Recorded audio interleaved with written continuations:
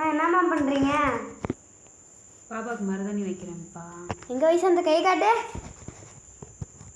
நல்லா இருக்கு. இந்த கைக்கு இன்னும் வைக்கலையா? இந்த வச்சுட்டே இருக்கும். வைங்க.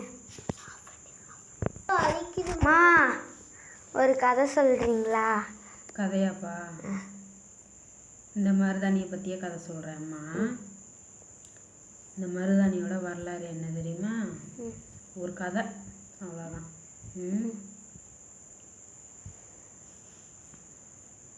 அம்மா கதை சொல்லுங்க. கதையா?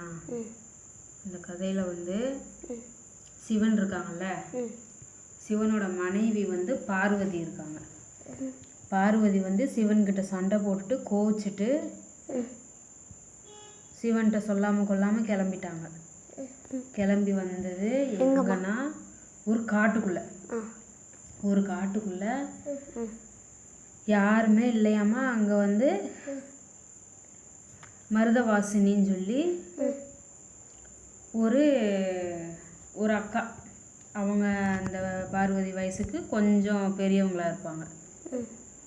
அவங்க வந்து அங்கே இருந்திருக்காங்க. இவங்க போனவுடனேவும் இவங்க வந்து பார்வதி ரூபத்தில் போகாமல் சும்மா யாரோ ஒருத்தர் மாதிரி போகவுமேவும் அவங்க கூப்பிட்டு அடைக்கலம் பண்ணிக்கிட்டு, இது மாதிரி எனக்கு யாருமே இல்லை அப்படின்னு பார்வதி சொல்லவுமேவும் அவங்க கூப்பிட்டு அடைக்கலம் பண்ணிட்டாங்க. அங்கேயே வச்சுக்கிட்டாங்க. அங்கேயே வச்சுட்டு 2 பேருமே நல்லா ஃப்ரெண்ட்ஸ் ஆகிட்டாங்க. ஃப்ரெண்ட்ஸ் ஆகிட்டு இருந்திருக்காங்க. இந்த சிவன் இருக்கார்ல, சிவனு எங்கெங்கேயோ உலகமே தேடி இருக்காங்க. அந்த பார்வதி எங்கே இருக்காங்கன்னு தெரியல.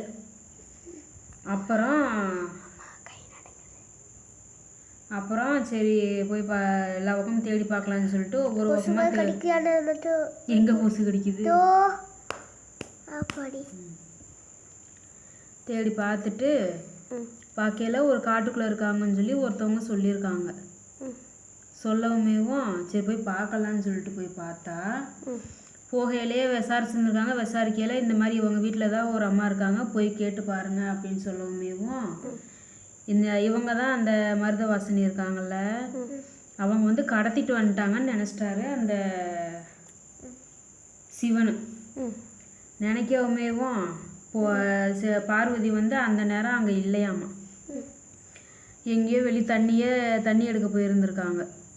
தண்ணி எடுக்க போயிட்டு வர்றதுக்குள்ள இவர் இந்த கூடு மாதிரி வச்சு தண்ணி எடுத்துட்டு வர்றதுக்குள்ள அவங்க கடத்திட்டு தான் வந்து இவங்களை வச்சிருக்காங்கன்னு சொல்லிட்டு இந்த சிவன் என்ன செஞ்சிருவாரு, அந்த மருதவாசினியை போய் அவர் வச்சிருந்த கத்தியை வச்சு தலையை வெட்டிடுறாரு.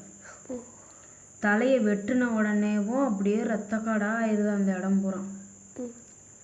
அந்த இடம் பூரா ரத்தக்காடாக ஆகவுமேவும் அப்போ தான் வேகமாக வந்திருக்காங்க பார்வதி. ஐயோ இவங்களை இப்படி பண்ணிட்டீங்களே, இவங்க எனக்கு அடைக்கலம் கொடுத்து எனக்கு ஒரு தோழியாகவும் ஒரு நல்ல தாய் மாதிரி வந்து நான் என்னை நல்லா பார்த்துட்டு இருந்தாங்க, நீங்கள் இவங்களை இப்படி பண்ணிட்டீங்க அப்படின்னு சொல்லவுமேவும் அதுக்கப்புறம்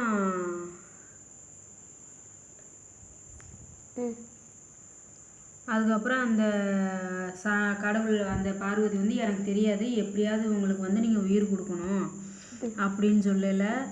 இப்போ வந்து ஒருத்தவங்க வந்து இறந்துட்டாங்கன்னா அவங்களுக்கு உயிர் கொடுக்குற உரிமை அந்த சிவனுக்கு கிடையாதாம்மா. ஒரு மனுஷன் இறந்துட்டாங்கன்னா அந்த மனுஷனுக்கு உயிர் கொடுக்குற உரிமை அந்த கடவுளுக்கு கிடையாதாம்.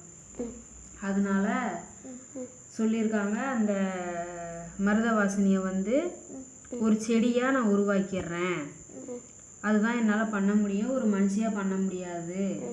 நான் அவங்க வெட்டிட்டாங்கல்ல, அதனால அவங்க என்ன வரம் கேட்டாலும் நான் தப்பு பண்ணியிருக்கேன், அவங்க என்ன கேட்குறாங்களோ அந்த வரம் நான் கொடுத்துட்றேன் அப்படின்னு அந்த சிவன் வந்து பார்வதி கிட்ட சொல்லியிருக்காரு.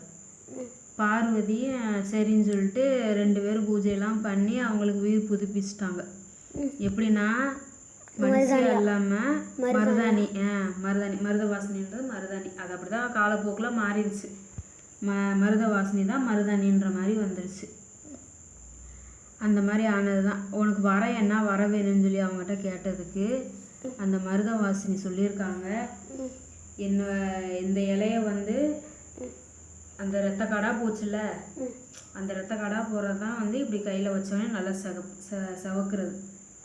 அப்போ வந்து அவங்க சொல்லி போதும்ல பாப்பா, அப்போ வந்து அவங்க சொல்லியிருக்காங்க ஏதோ ஒரு விசேஷம்னாக்க இந்த இலையை பயன்படுத்தணும், கையெல்லாம் நல்லா செவந்திருக்கணும், செவந்திருக்கும்போது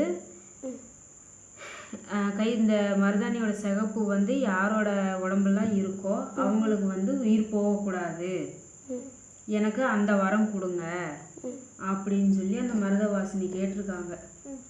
அதில் வந்தது தான் இந்த மருதாணியோட கதை. இங்கே போன டைம் வச்ச மருதாணியே இன்னும் போகலை பற்றியா, நகத்தில் இருக்குது பற்றியா. இதை வச்சு எப்படியும் 1 மாதம், தீபாவளிக்கு வச்சது. தீபாவளி முடிஞ்சு 1 மாதம் ஆயிடுச்சு. கார்த்திகை மாதம் பிறந்துச்சுல, கார்த்திகை 10 தேதி பக்கம் ஆயிடுச்சு.